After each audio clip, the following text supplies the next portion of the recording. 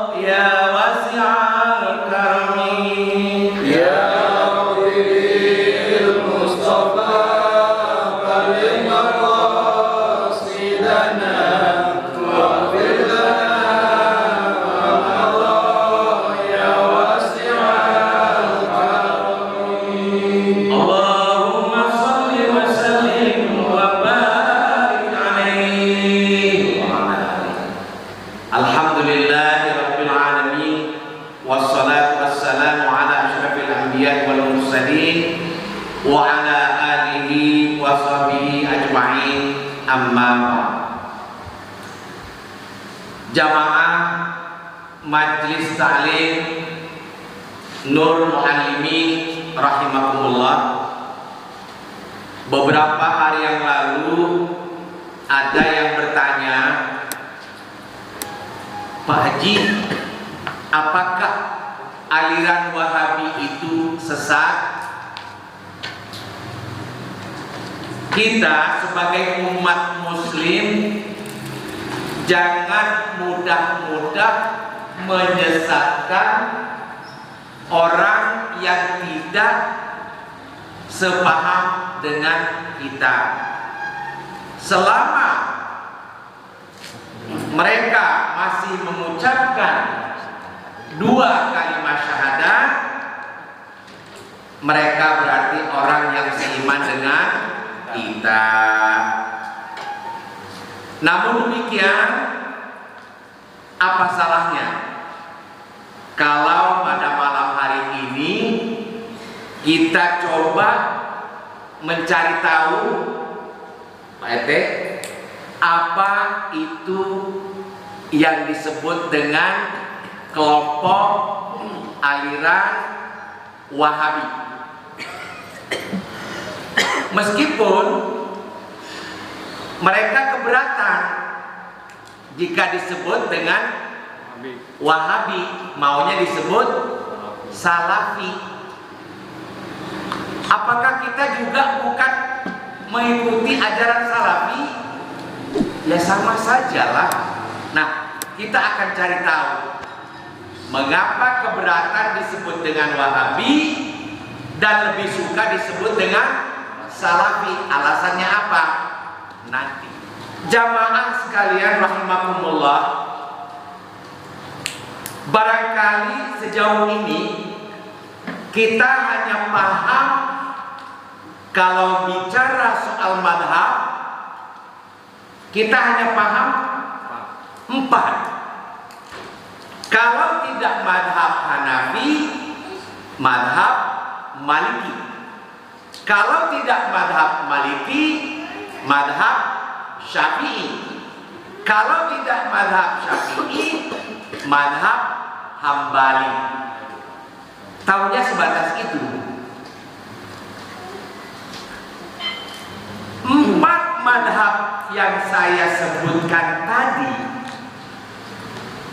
itu adalah madhab di bidang fikih.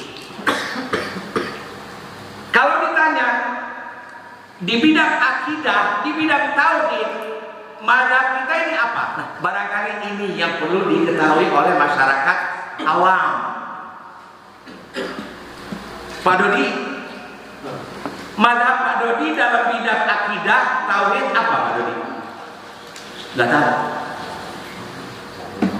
Pokoknya saya beribadah ya begitu, ikut saja. Nah, ini malam hari ini kita coba pahami.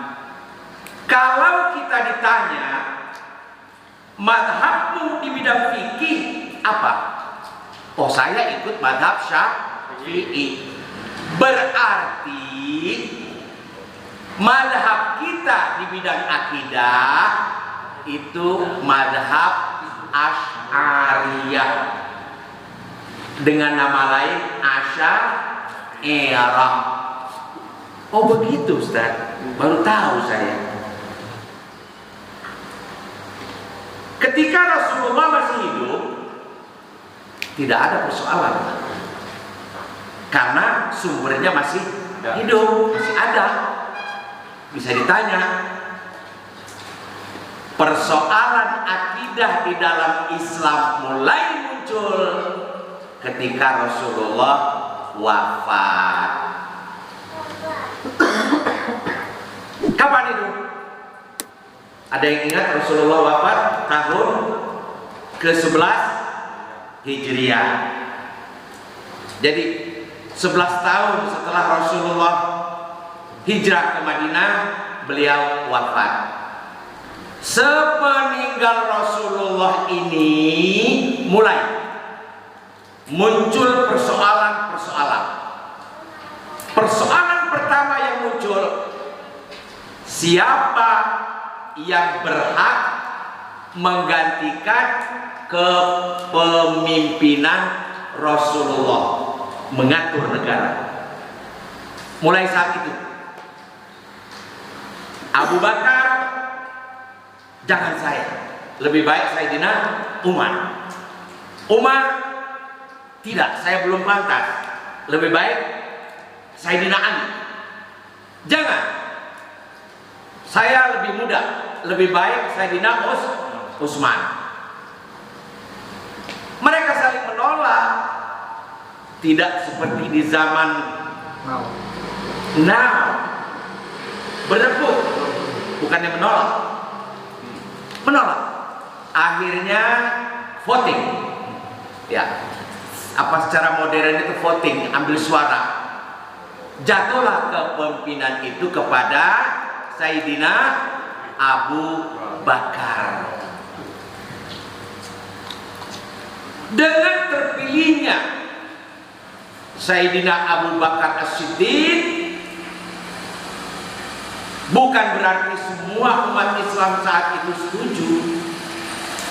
Ada yang tidak setuju, protes. Siapa? Yang sekarang disebut dengan Syiah. Mulai Islam terpecah menjadi dua. Syiah punya keyakinan bahwa yang berhak menggantikan kepemimpinan Rasulullah yang pantas itu adalah keturunan Rasulullah, yaitu Sayyidina Ali. Mereka protes, tidak mau mengakui kekhalifahan, tidak mau mengakui para sahabat Rasulullah sampai detik ini. Itu satu keyakinan rukun iman daripada orang-orang Syiah. Ya Pak Gondes, ya, tahu ya? Oh begitu sejarahnya. Baru saja ditinggalkan oleh Rasulullah sudah pecah menjadi dua. Ketika Abu Bakar memimpin negara, mereka keluar dari kelompok jamaah. Mereka menamakan dirinya dengan Syiah. Apa sih arti Syiah? Pendukung. Kalau Malaysia cakap pendukung. Pendukung siapa? Syiah ini. Pendukung Sayyidina Ali. Makanya ketika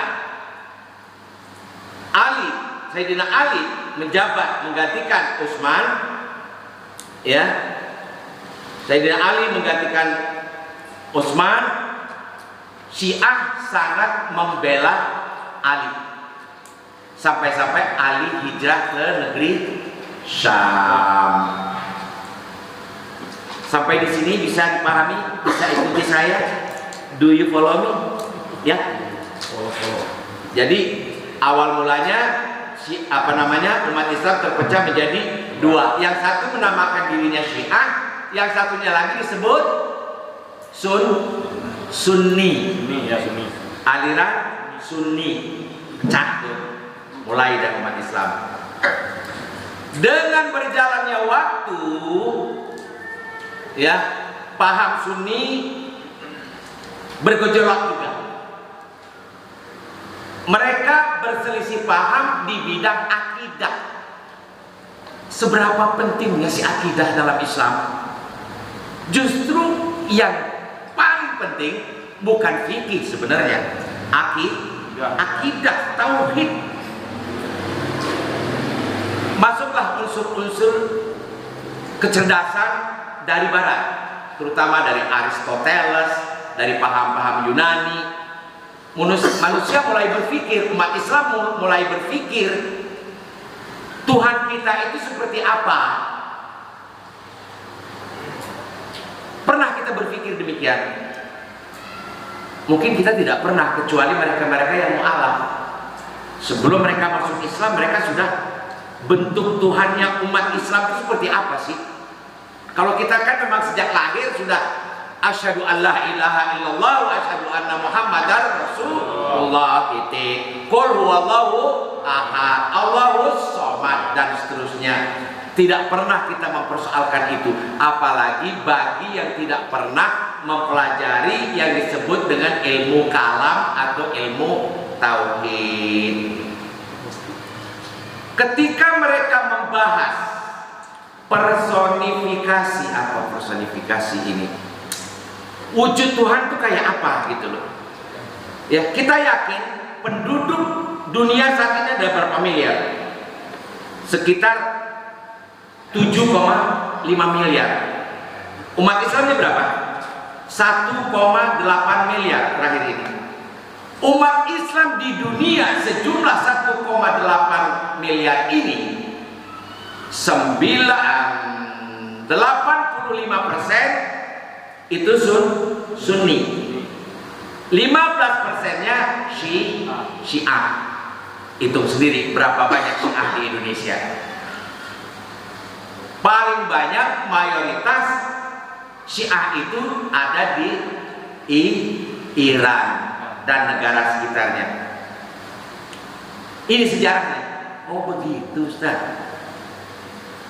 Saya ulangi. Dari 1,8 miliar umat Islam, 85%-nya adalah Sunni, 15%-nya adalah Syiah. Kita tidak bicara Syiah, kita tidak lanjutkan Syiah. Yang penting kita tahu bahwa Syiah keyakinannya berbeda dengan kita. Syiah ini tidak mengakui para sahabat Rasulullah, termasuk istri Rasulullah. Siapa? Aisyah. Mereka melaknat sahabat Rasulullah, melaknat Aisyah. Gara-garanya karena kepemimpinan Rasulullah tidak diberikan kepada Sayyidina Ali. Mereka keluar dari jamaah, dari mayoritas umat Islam saat itu. Nah, Sunni di sini disebut ahli sunnah wal jamaah. Jamaah itu apa? Jamaah, tahu kan makna jamaah? Rame-rame. Keluar Syiah ini. Sudah, kita tidak bahas itu. Mari kita lanjut, Pak Nana, soal ahli sunnah wal jamaah ini. Ahli sunnah wal jamaah mengikuti manhaj salafi. Itikadnya, akidahnya, tauhidnya saat itu. Apa yang diajarkan oleh para sahabat, ikuti. Muncul lagi yang berkeyakinan ya macam-macam, termasuk Mu'tazilah. Muncul Mu'tazilah mengatakan bahwa Tuhan itu wajib adil.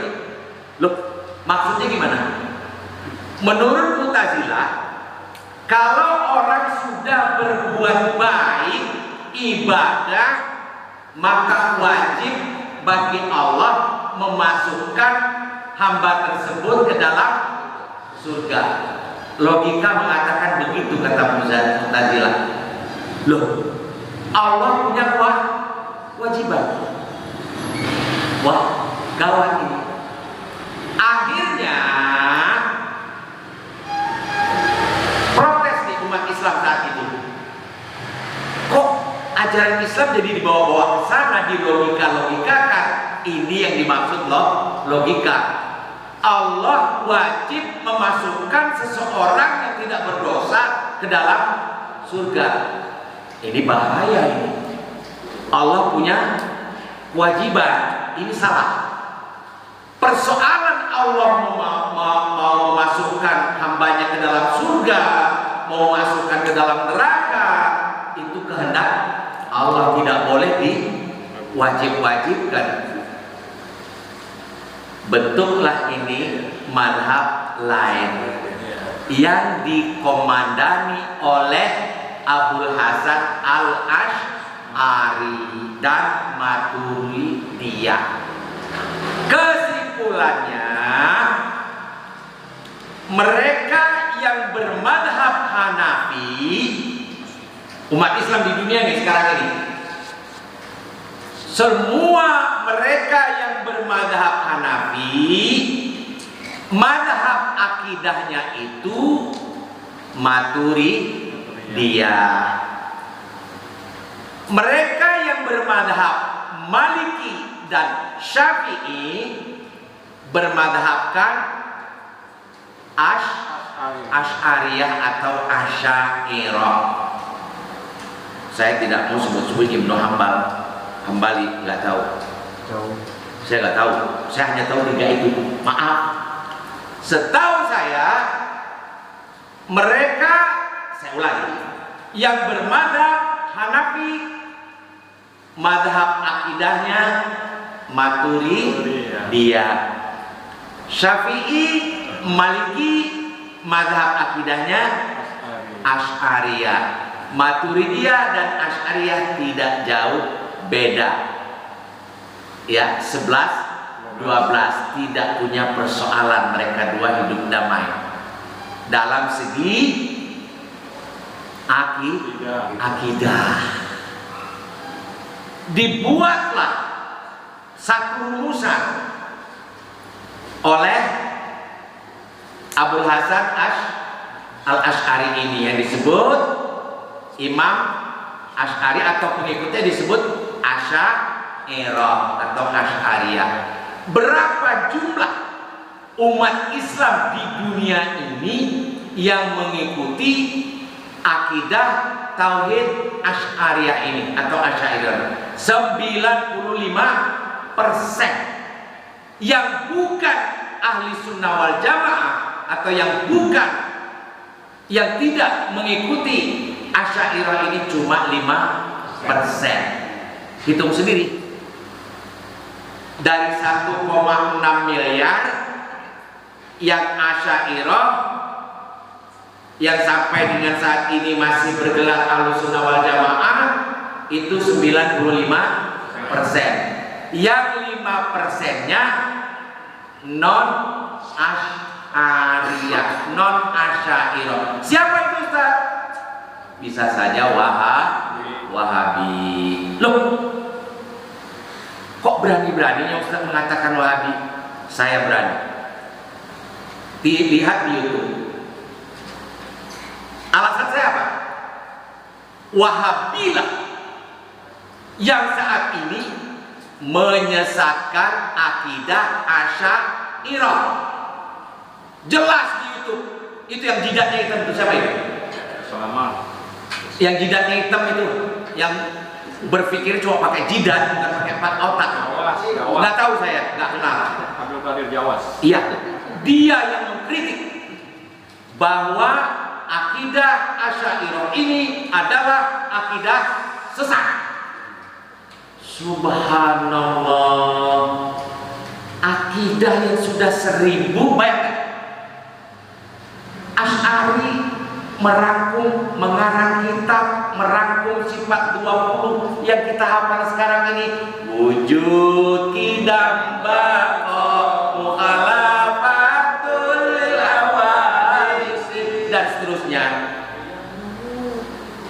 ini disesat-sesatkan oleh si jidat hitam tadi.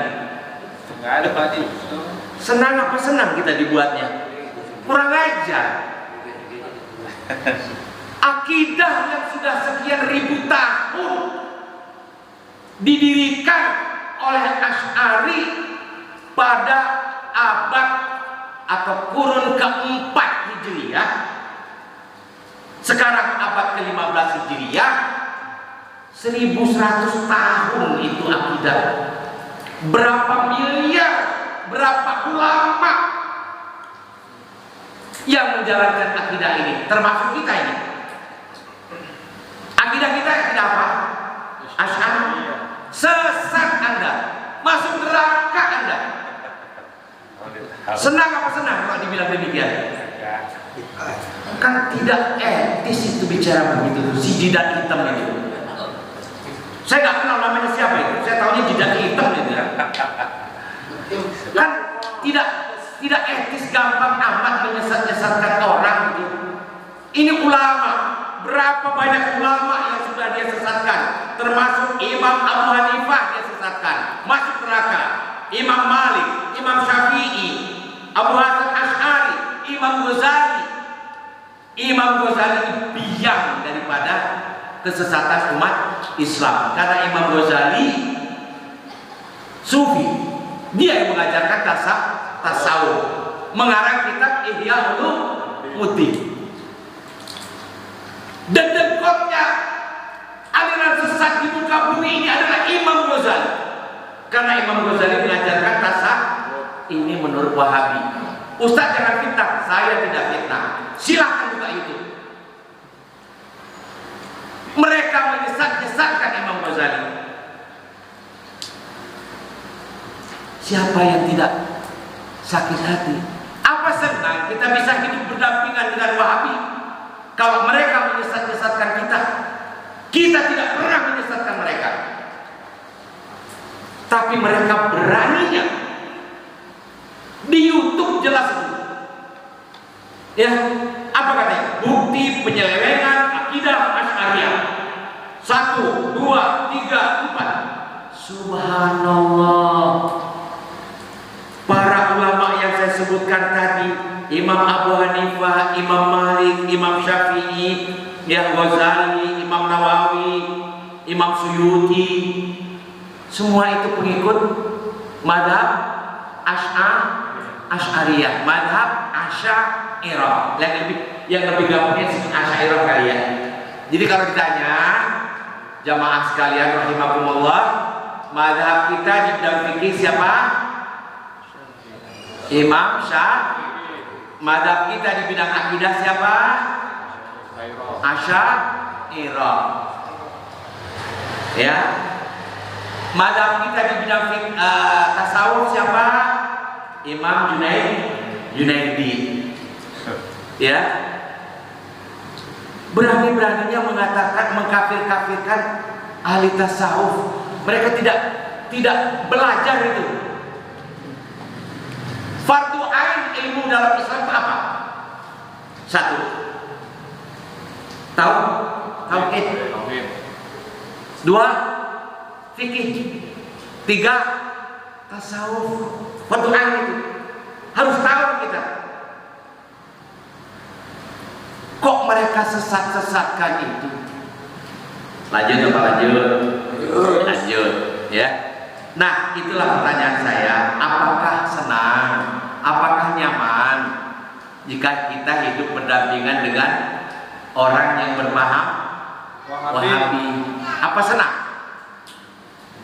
Secara diam-diam hati kecil mereka mengkafirkan kita, menyesatkan kita. Terang-terangan sajalah, saya Wahabi. Jangan bilang saya bukan Wahabi, saya Salafi. Sama saja, sarwa ketel, sarwa kene. Jangan lari dari kenyataan. Ustadz kok berani sekali ngomong. Yang bilang Wahabi itu siapa? Anak cucunya si Muhammad bin Abdul Wahab itu sendiri, Syekh Abdul Aziz bin Bas. Silakan buka bukunya. Kok kita di Indonesia ini malu disebut Wahabi? Jangan malu lah. Ya, berani saja saya Wahabi. Nah, tegas, kan enak. Gentle. Saya bukan Wahabi salah, tapi ajarannya ajaran Wahabi lah. Jangan begitulah. Baik, nanti kita akan singgung siapa itu Salafi. Ya, mari lanjut. Jadi Wahabi ini sudah berani menyesatkan mayoritas umat Islam di muka bumi ini, yang presentasinya 95%. Mereka sesat-sesatkan, padahal mereka baru lahir 200 tahun yang lalu. Di mana? Siapa yang bawa? Singkat cerita, penduduk Hijaz, Mekah, Madinah, Taif, Jeddah, Indonesia, ya, sejak abad keempat Hijriah, ajaran yang kita lakukan ini ajaran dari Asy'ariyah, adem, aman, tentram, damai. Dibawa oleh imam Wali Songo masuk ke Indonesia, teori masuknya Islam ke Indonesia. Bahkan ada yang mengatakan masuknya Islam ke Indonesia itu pada abad kedua Hijriah, adem ayem kehidupan kita. Banyak ulama-ulama kita yang belajar di Saudi dulu pulang ke Indonesia, seperti contohnya Imam Nawawi Al-Bantani, Syekh Junaid Al-Batawi, kemudian yang dari Sumatera Barat Syekh Ahmad Khatib Al-Minangkabawi pulang ke Indonesia itu sebelum Saudi Arabia merdeka. Mereka belajar di Mekah dulu, pulang ke Indonesia adem, aman, karena ajaran yang mereka bawa dari Mekah, dari Masjidil Haram itu ke Indonesia. Dan karena Nabi Sallallahu Alaihi Wasallam itu di Bapak tulis, Allahumma barik lana fi Syamina. Rasulullah berdoa, Allahumma barik lana fi Syamina, kata Rasulullah saat dia berkumpul. Allahumma barik lana fi Yamanna. Allah berkahilah orang-orang yang ada di negeri Syam. Ya Allah, berkahilah orang-orang yang ada di negeri Yaman. Saat itu sahabat Rasul ada yang dari Syam, ada dari Yaman. Kemudian ada seseorang mengatakan, bagaimana dengan fi Najdina? Dengan Najd gimana? Rasulullah tidak menjawab. Berdoa lagi Rasulullah, Allahumma barik lana fi Syamina. Ya Allah, berkahilah negeri Syam. Allahumma barik lana fi Yamanina. Ya Allah, berkahilah negeri Yaman. Sampai 3 kali mereka, wa fi Najdina, Najd gimana ya Rasulullah? Tidak. Fa'adunnuhu qala fi tsalitsah. Saya menduga, kata Ibnu Umar, Rasulullah itu mengucapkan doa itu sampai 3 kali. Ya. Akhirnya Rasulullah mengatakan, hunaka az-zalazil wal fitan. Di sana akan terjadi gonjang-ganjing dan fitnah. Ya. Wa biha yakunu qarnu syaitan, katanya. Di negeri itu nanti akan muncul tandur setan. Pertanyaan ini boleh kita ajukan kepada orang yang mengaku Wahabi atau Salafi. Hadis ini harus kita takwilkan atau tidak? Apa maksudnya? Harus kita tafsirkan atau tidak? Menurut manhaj mereka, ayat Al-Quran, hadis Rasulullah tidak boleh ditakwil. Artikan apa adanya.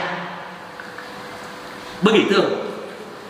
Jadi konsekuensinya maksud Najd di sini mana? Jangan ditakwil-takwilkan. Karena mereka mau mencoba mengalihkan, Najd yang dimaksud dengan hadis tersebut itu Najd negeri Irak sono, dataran tinggi sono. Tidak. Najd ya Najd, Najdun ya Najdun yang ada di Riyadh itu. Konsekuen dong. Jangan takwilkan. Bang Nurdin, jangan ketika bertolak belakang dengan pendapat Anda takwilkan. Apa? Konsisten. Kalau memang sudah punya keyakinan tidak mau menakwilkan baik itu ayat maupun hadis, ya sudah. Mari kita terjemahkan ayat apa hadis ini. Apa maksudnya? Rasulullah sudah menunjukkan bahwa di negeri Najd itu akan terjadi kegoncangan, terjadi fitnah. Satu muncul. Siapa itu? Musailamah al-Kadzdzab, mengaku nabi. Muncul di mana? Di negeri Najd, di Riyadh sono. Muncul kembali. Saya tidak mengarah ke sono, tapi kebetulan Muhammad bin Abdul Wahab ini juga satu kampung dengan Musailamah al-Kadzdzab. Kebetulan, saya nggak mau menuduh. Ya Ustaz Ali, saya nggak mau menuduh. Kebetulan satu kampung dari Najd lahirlah seorang yang bernama Muhammad bin Abdul Wahab. Keluar kampung, belajar, ketemu buku karangan Ibnu Taimiyah, tertarik dia dengan paham yang diajarkan oleh Ibnu Taimiyah tadi. Paham Ibnu Taimiyah bahwa satu, ayat Al-Quran ataupun hadis tidak boleh ditakwil. Ini Ibnu Taimiyah. Satu. Yang kedua, ya, satu tadi ayat maupun hadis tidak boleh ditakwil. Allah punya tangan, punya kursi, punya singgasana seperti makhluk biasa. Allah turun, naik turun ke langit dan ke bumi. Ya, pada langit yang dekat dengan bumi Allah akan melihat siapa ini hambanya yang akan minta, yang berdoa kepadanya. Kalau sudah menjelang subuh Allah naik lagi ke langit. Begitu gambaran kita terhadap Allah. Lah, Allah naik turun. Oh Ustaz fitnah. Oh enggak sayang, silakan baca kitab-kitab karangan Wahabi, ya. Silakan, bukan saya fitnah, bukan saya ngarang-ngarang, saya nggak berani, ya. Dosa fitnah. Saya mengatakan apa adanya, itulah ajaran Ibnu Taimiyah. Orang yang menzaharkan usoli bunuh. Menurut Ibnu Taimiyah terjadi gonjang-ganjing. Ini lama, bayangkan dari abad ke-8 Hijriah muncul seseorang yang bernama Muhammad bin Abdul Wahab. Pada abad ke siapa yang ingat? Abad ke-13 Muhammad bin Abdul Wahab itu lahir pada abad 1206 Hijriah. Sampai hari ini berarti sudah sekitar 200 tahun. Datanglah Muhammad bin Abdul Wahab ini. Dia pegang, dia suka dengan ajaran siapa ini? Ibnu Taimiyah. Pucuk dicinta pulang tiba. Ketemulah dengan penguasa Diriyah, keturunan Ibnu Sa'ud. Ya, kalau kita di sini katakanlah misalnya kerajaan Kesultanan Jogja misalnya. Ketemulah ini Muhammad bin Abdul Wahab ini dengan Sultan Najd, Sultan Diriyah, ketemu dengan Muhammad bin Sa'ud Ma'an. Yang satu nama Muhammad, yang satu nama Muhammad. Saya punya ajaran begini, Man, sesuai dengan Ibnu Taimiyah. Oke, bagus. Ayo kita dakwah ke seluruh jazirah Arab termasuk Hijaz, Man. Siap. ente bagian apa namanya? Keagamaan. Iya bagian agama, saya bagian pemerintahnya. Spiritual, ente bagian spiritualnya, saya bagian pemerintahan. Oke, kita kerja sama bareng. Pertama di kampung kita dulu, Mak. Najer. Bunuh semua, hajar semua mereka yang tidak mau ikut paham kita. Berhasil. Berkembanglah mereka berdua. Langsung mereka taklukkan, ini singkat cerita, dibantu oleh Inggris, mereka taklukkan itu negeri Hijaz. Ya, dari Najd mereka melebarkan sayap ke Hijaz. Hijaz apa mana? Hijaz itu Mekah, Madinah, Jeddah, Taif dan sekitarnya. Gimana ya? Ayo kita serang. Saat itu Mekah masih dikuasai atau dipemerintahi, di bawah pemerintahan Sarim Hussein, keturunan Rasulullah, yang jelas-jelas akidahnya Asy'ariyah. Datanglah nih pasukan dari yang menamakan dirinya Ahlul Tauhid, memurnikan ajaran Islam. Jadi bagi kita yang suka ziarah kubur itu dianggap kuburiyun, dianggap kita ini menyembah kubur. Ayo kita murnikan Islam mereka. Ini alasan dua orang tadi. Makanya mereka menghalalkan segala cara untuk menaklukkan Madinah dan Mekah yang akhirnya sampai detik ini mereka kuasai. Bagaimana dengan ajaran Wahabiyah? Mereka jadikan ajaran Wahabiyah ini ajaran resmi negara. Yang tidak mau ikut babat, masukkan penjara. Andai kata aliran Wahabi di Indonesia ini banyak menyerang kita, gimana kira-kira Pak Nana, keturunan kita? Ini yang saya khawatirkan. Kalau dibiarkan. Nggak apa-apa, malam hari ini istimewa sedikit ya. Kita lanjut. Berkembang Wahabiyah ini ya sampai pada puncaknya melunjak. Mereka menyesatkan kita yang beraliran Asy'ariyah. Akhirnya dari sisi akidah mereka coba lagi mengkutak-kutik dari sisi ibadah fikih.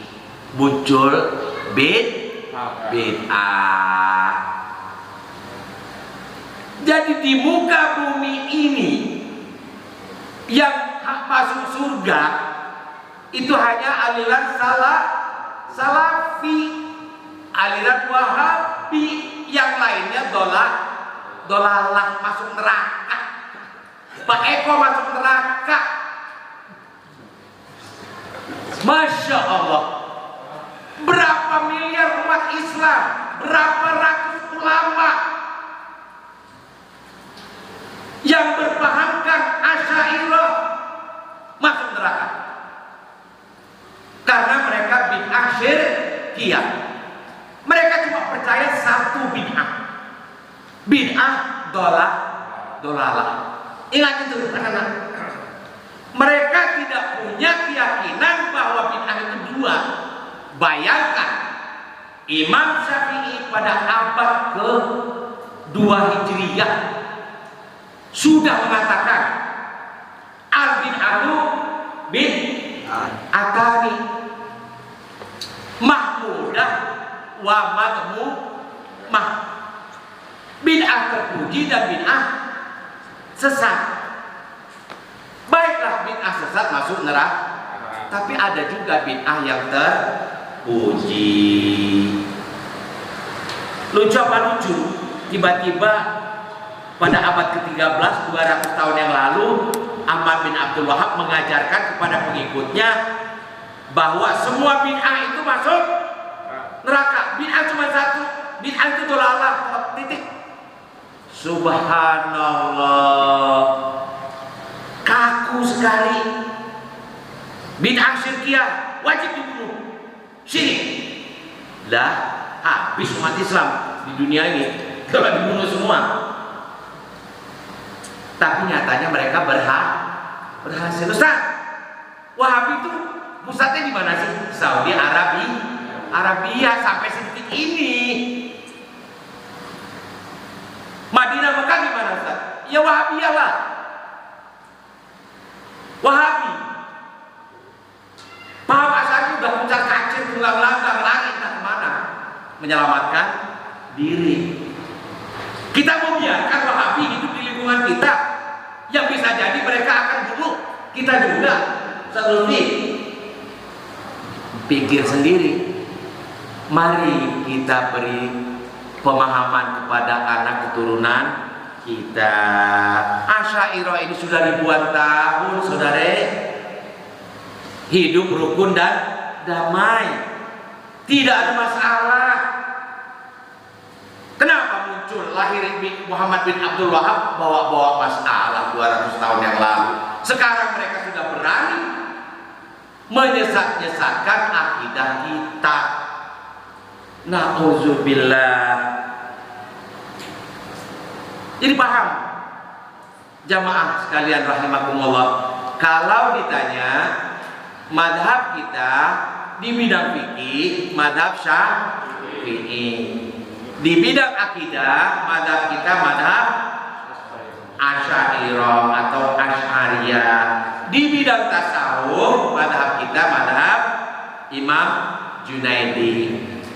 Bagi mereka Wahabi, mereka menyesatkan ajaran tasawuf. Tidak ada tasawuf dalam Islam katanya. Lah, akhlakul karimah itu kan merupakan ajaran tasawuf, membersihkan hati, mensucikan hati. A'ajib itu biangnya bid'ah itu.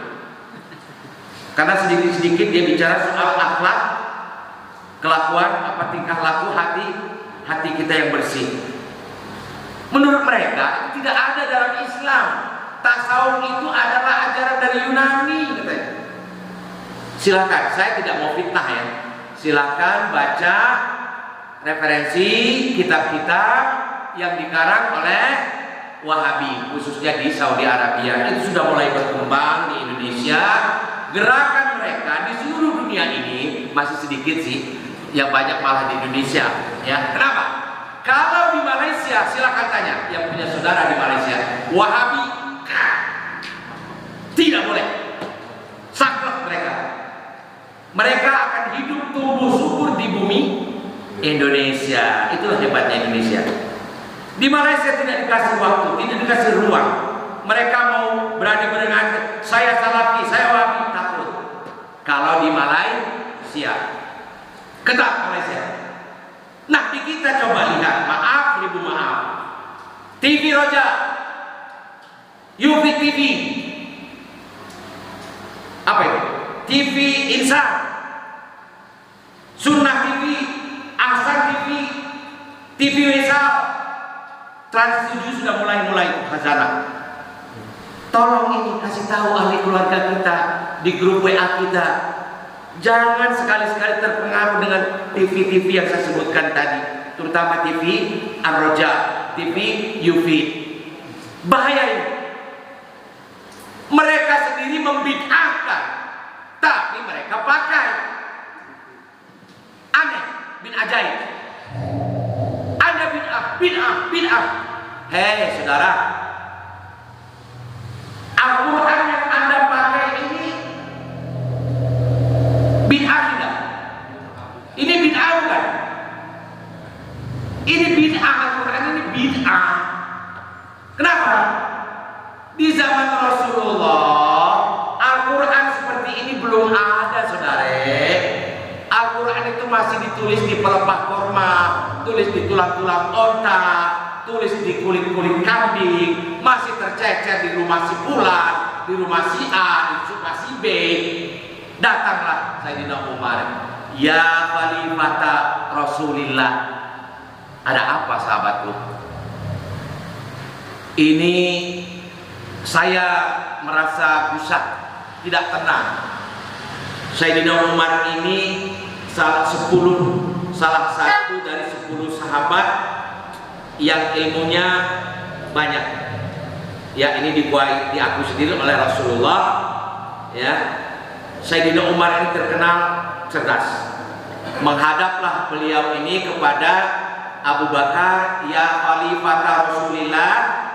Nah, saat itu gelarnya masih Khalifah. Sebelum, kalau Umar Amirul Mukminin, kalau Abu Bakar Khalifah Rasulillah. Ada apa sahabatku? Saya gusar, enggak tenang ini.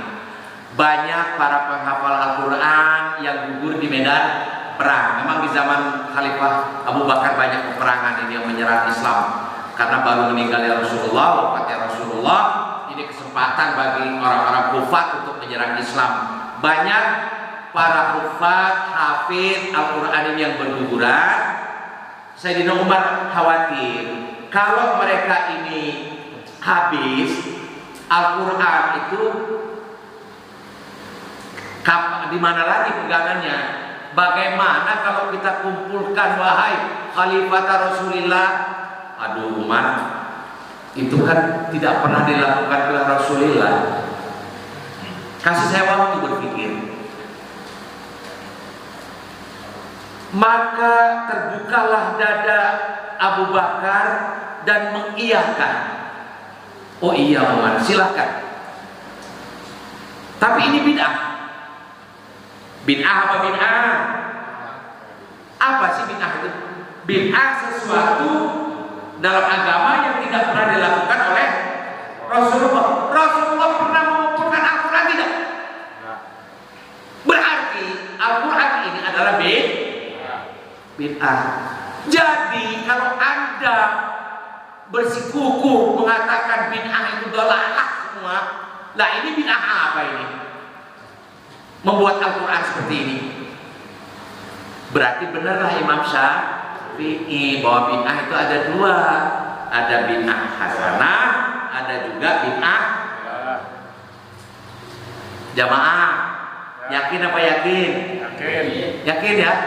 Makul yakin ya? Nah, ini setelah Rasulullah wafat. Masjid di zaman Rasulullah, masjid itu tidak ada tempat imam itu loh, apa mihrab ya, apalagi podium ya, mihrab itu nggak ada. Saya tanya kepada Anda yang salafi, yang aku salafi, yang aku wahabi, masjid Anda punya mihrab gitu apa tidak? Kalau punya berarti bid'ah. Kenapa Anda lakukan itu bid'ah? Berarti ada bid'ah hasanah. Anda kalau ceramah pakai mic atau tidak? Pakai. Bid'ah berarti Anda. Di masjid Anda ada pengeras suara tidak? Ada. Anda bid'ah juga. Anda alur bid'ah. Oke lah, sekarang aku aja dah. Berarti bid'ah itu ada dua. Jangan ngotot bilang bid'ah itu cuma satu, dolalah. Ada juga bid'ah yang hasanah, saudara. Ini sepeninggal Rasulullah. Saat Rasulullah masih hidup, ada bid'ah nggak? Ada. Apa contohnya?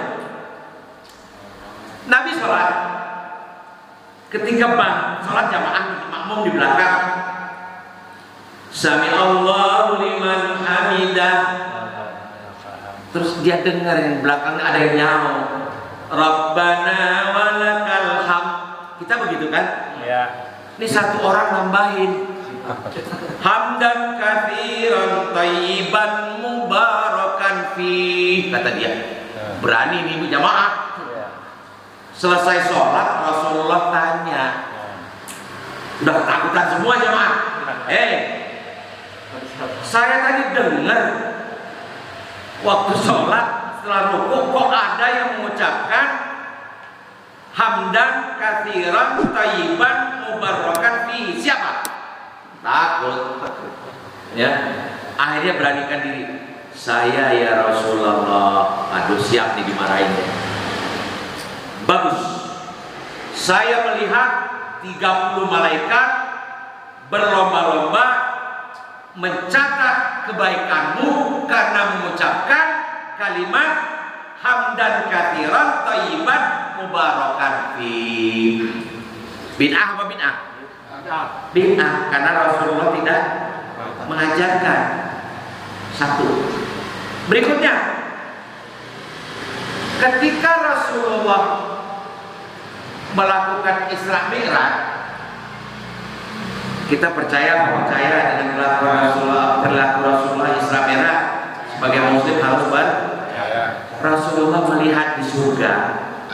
Itu ada suara trompa, tek tek tek tek tek jalan. Dilihat oleh Rasulullah itu Bilal. Padahal Bilal masih hidup.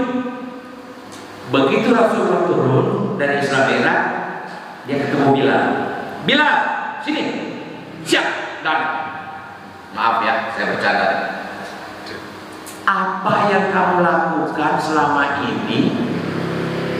Kok saya melihat ada apa? Bunyi langkah kamu di surga. Bakiak itu. Oh ya Rasulullah, setiap habis wudu saya melakukan sholat 2 rakaat. Oh begitu kata Rasulullah. Apa Rasulullah marah? Tidak. Justru setelah itu keluar hadis, muncul hadis yang menyatakan bahwa barang siapa setelah wudu sholat 2 rakaat maka akan diampuni dosanya. Tidak bid'ah. 2. Contoh ketiga. Ada seorang imam di zaman Rasulullah itu waladhdallin amin. Bismillahirrahmanirrahim. Sebelum baca surat yang lain, dia baca dulu surat Qul huwallahu ahad. Udah selesai baru Bismillahirrahmanirrahim. Ara'aital ladzi yukadzibu biddin dan seterusnya. Rakaat kedua begitu lagi. Selesai Al-Fatihah dia baca dulu Qul huwa. Nah jamaah bingung, ya Rasulullah, kok si fulan itu imam, setiap kali dia jadi imam dia selalu baca surat Qul huwallah dulu, Al-Ikhlas dulu. Itu kenapa? Siapa? Panggil, suruh sini. Panggil, tanya. Ya fulan, saya dengar kalau kamu jadi imam itu selalu baca surat Al-Ikhlas dulu baru. Iya ya Rasulullah, saya cinta sama surat itu. Apa Rasulullah marah? Apa kata Rasulullah? Perlakuan kamu itu baik. Dengan surat Al-Ikhlas itu dosa-dosamu akan dihapuskan oleh Allah. Bid'ah apa bid'ah? Bid'ah karena Rasulullah tidak melakukannya. Jadi hukum kesimpulan Anda yang mengatakan tidak ada bid'ah hasanah itu ditolak. Ya apa ya? Tidak masuk di A. Tidak sesuai dengan fakta. Ya apa ya? Jelas kok. Hadirin yang dirahmati oleh Allah Subhanahu wa taala, sebenarnya masih banyak yang saya mau bicarakan. Bahan saya sudah cukup banyak kan, tapi waktu ya tidak mencukupi. Insya Allah di lain waktu barangkali Ustaz Al-Lutfi Ustaz Alfi barangkali ada di kesempatan subuh keliling. Ya kalau ini memang dianggap penting di masyarakat bisa kita kemukakan. Ini penting sekali, jangan sampai akidah anak cucu, anak keturunan kita ini diselewengkan. Sekali lagi, ya ini penting sekali bagi keselamatan anak cucu kita. Ya, tolong saya umumkan sekali lagi, tidak usahlah tonton TV Roja itu nggak perlu lah. TV Yufid ya, apalagi TV Insan, Sunnah TV, Ahsan TV, TV Wesal, nggak usah. Tonton TV yang lain lah, ya. Jadi mereka di Indonesia sangat berani sekali. Di YouTube, di TV, ya apalagi di kampung-kampung mereka bikin majelis-majelis ya. Meskipun mereka mengatakan bahwa majelis taklim itu bid'ah, tapi nyatanya mereka juga bikin. Nah, saya kira apa ini yang bisa saya sampaikan. Kalaupun ada hal-hal yang kurang berkenan, itu semata-mata dari saya, dan ada hal yang benar yaitu dari Allah Subhanahu wa taala. Adanallahu wa iyyakum ajma'in. Wabillahi taufiq wal hidayah. Wassalamualaikum warahmatullahi wabarakatuh. Assalamualaikum warahmatullahi wabarakatuh.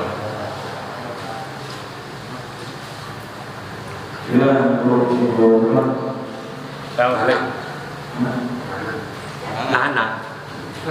Nana. Oh, Nana. Nanang ayam. Mas Bere. Ada bagian dari tahun baru dan mengajar. Saya bersama dari kesalahan ulama